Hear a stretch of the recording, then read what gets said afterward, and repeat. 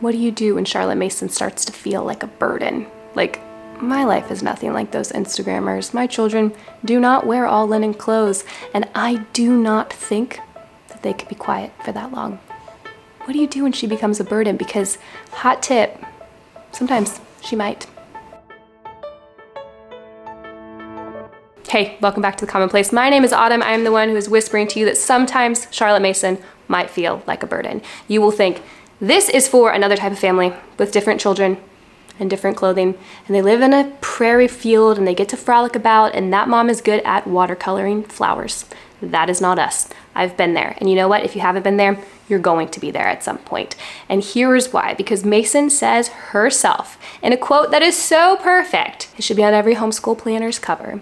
She says that mothers can work wonders when they know that wonders are expected of them. But everyone takes it out of context, because the very next thing that she says is that what she is telling mothers to do is not what's easiest, but what's best for children.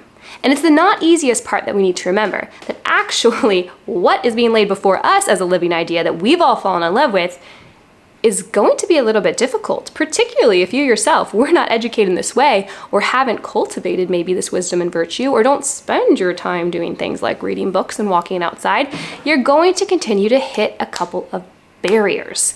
But I don't want you to give up on Mason or the classical tradition, and so in about 3.5 minutes, I'm guessing, I'm going to give you 2 tips for what happens when Mason feels like a burden, because sometimes she might. Number 1, you can never divorce these things from love.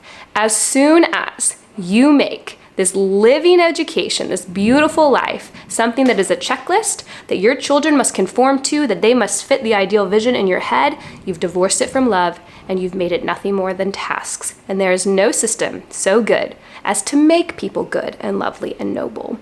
You've just missed it. So what you need to do is always return back to the love of the thing.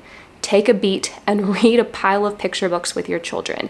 Take a beat and go bake cookies with them. Take a beat and go outside to your favorite river and let them get completely muddy and hold dead creatures and put them in your coffee cup to take them back home, and do it with them. Have a water fight. Chase them down the trail. Be the dragon.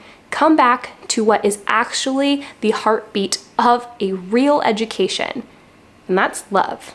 We are trying to be people who love rightly, who love the right way and at the right time, as St. Augustine would say with the Ordo Amoris. That is a virtuous person.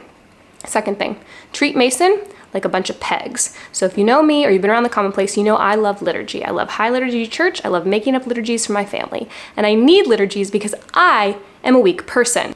This is Common Mom. I need liturgies because they offer me little pegs that I can reach out and grab onto when I'm not doing the right thing, when I don't feel the right way, when I know that what I need to do is go and habit train my child, or what I need to do is go and get the read aloud book out, but I'm just really tired and I just don't want to because no one's listening to me today. What I do is I remember that the liturgy, the hook, the peg offers me something I can grab onto so that my right feeling will come after my right behavior. So treat Mason like that. Treat her like a ladder. Treat her like a bunch of hooks. When you don't know what to do, pick one thing that you know from your Mason pedagogy and grab onto it. Get outside. Read a good book. Help around the house. Love on your child. Be a philosopher, guide, and friend. Have that maternal thinking love. Have that mental sympathy needed. And see your child with fresh eyes, and your feelings will follow. Just do, not to quote Frozen, but to quote Elizabeth Elliot, although I think actually Mason might have said it first, choose the next right thing and do that. It's just one step. One step. Brew a pot of tea. Just do that. Make sure everyone's had a snack. Head to the trail. And in doing that, you will find that your wheels start rolling again and you're back on track and the love is returning. And what do you know? You've had an amazing day of forming real relationships with the beauty around you. And you know what? You think just maybe Mason might be for you again. I'll see you guys next time.